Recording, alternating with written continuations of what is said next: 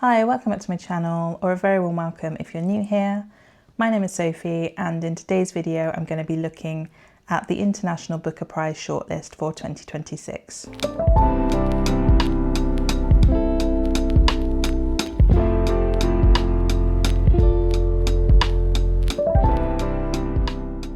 Translation is something that I'm very passionate about. I studied languages and I've also studied translation and worked in the translation industry. So prizes like this are especially exciting for me as they highlight not only the author but also the translator and the partnership between author and translator. If you aren't familiar with the prize, the International Booker Prize is awarded to works of fiction which have been translated into English and published in the UK and in Ireland within a specific time frame.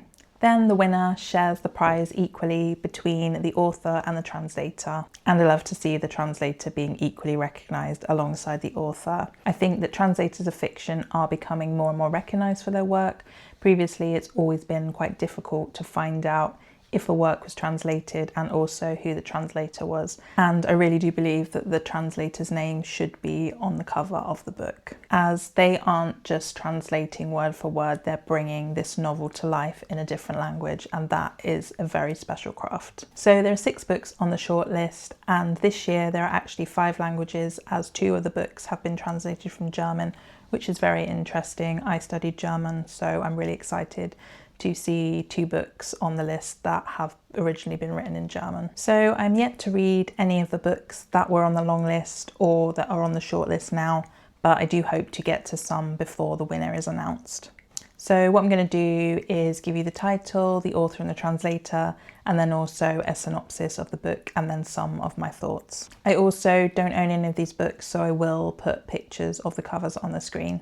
So the first book on the shortlist is The Nights Are Quiet in Tehran, and this is by Shida Bezar, and this is translated from the German by Ruth Martin. So the synopsis describes this as a captivating polyphonic novel of one family's flight from and return to Iran. It's set in 1979 and follows Besad, a young communist revolutionary who fights with his friends for a new order after the Shah's expulsion. He tells of sparkling hope, of clandestine political actions, and of how he finds the love of his life. Then in 1989, Nahid lives her new life in West Germany with Besad. With their young children, they spend hour after hour in front of the radio, hoping for news from others who went into hiding after the mullahs came to power. Then in 1999, Layla returns to Iran with her mother, Nahid. Between beauty rituals and family secrets, she gets to know a Tehran that hardly matches her childhood memories. And then it goes to 2009, and Layla's brother Mo is more concerned with a friend's heartbreak than with student demonstrations in Germany. But then the Green Revolution breaks out in Iran and turns the world upside down. And this is a topical, moving novel about revolution, oppression, resistance, and the absolute desire for freedom.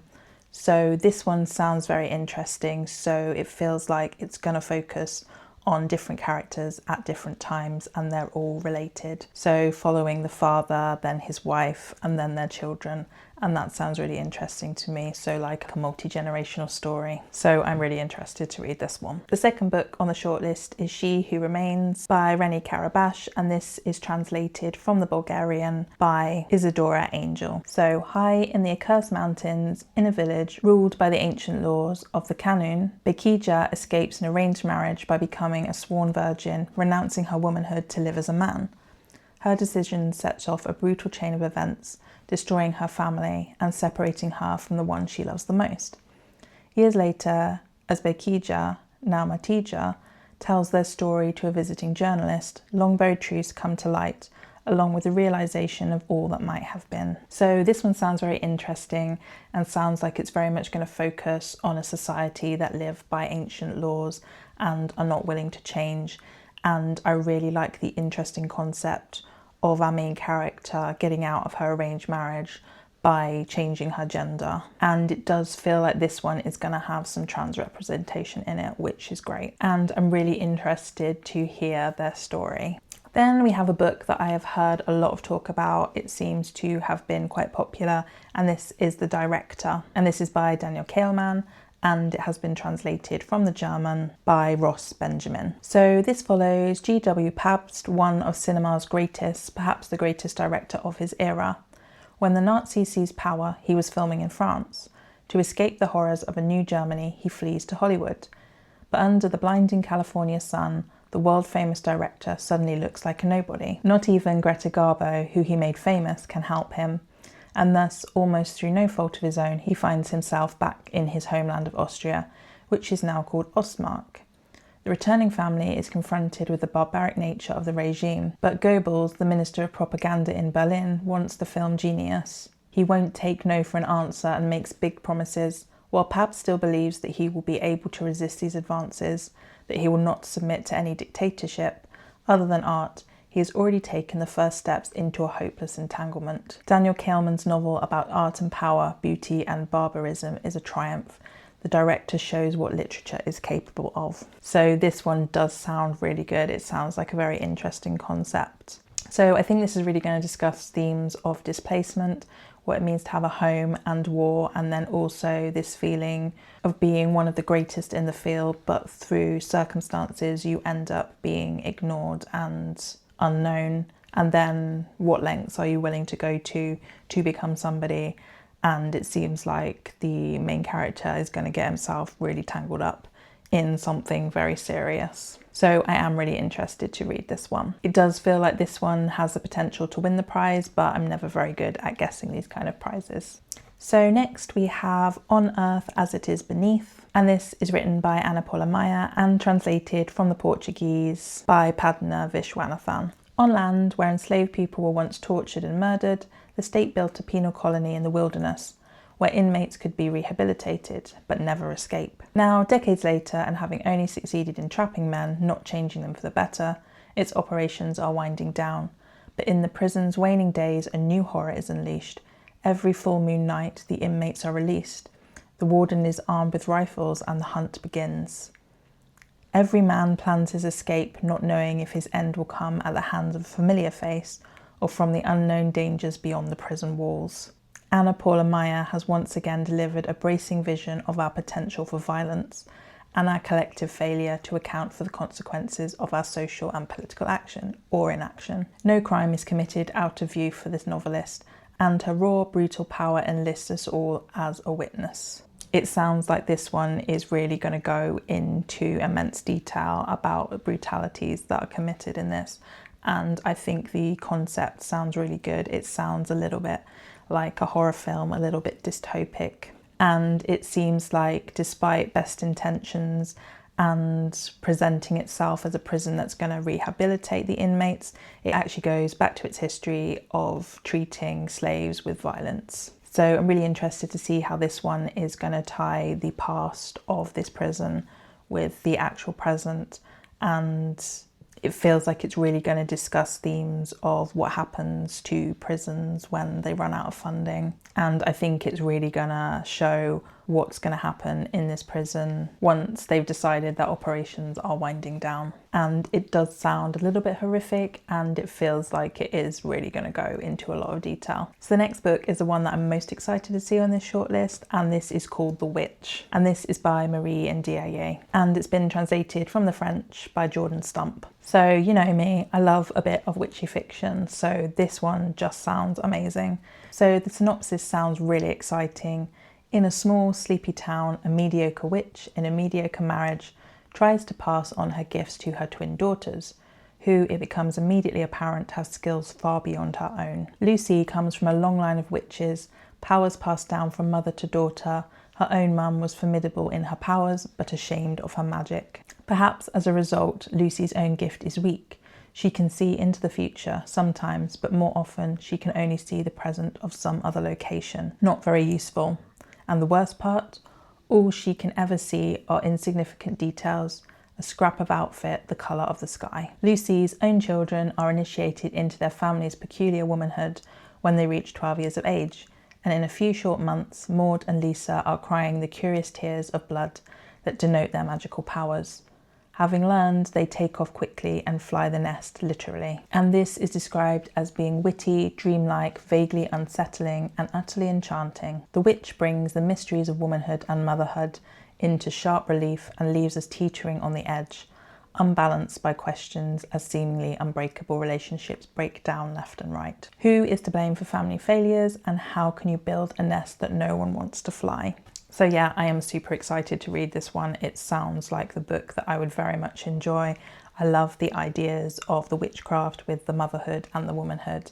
And yeah, I can't wait to read this one. This is one that I'm definitely going to pick up. It is great to see something like this on this shortlist. Then the final book on the list is Taiwan Travelogue, and this is by Yang Xuangzi, and this is translated from the traditional Chinese by Lin King. So the synopsis for this one is a little bit shorter than the others. So Taiwan Travelogue is a bittersweet story of love between two women, nested in an artful exploration of language, history and power. Set in May 1938, the young novelist Ayomana Chinzuko sails from Japan to Taiwan, where her interpreter offers tantalising glimpses of island life and helps her to taste as much of cuisine as her larger-than-life appetite can bear. This one also sounds like it is going to be really good, and I like the idea that the book is following a novelist and her interpreter, and I think it's great that the International Booker Prize have shortlisted this one.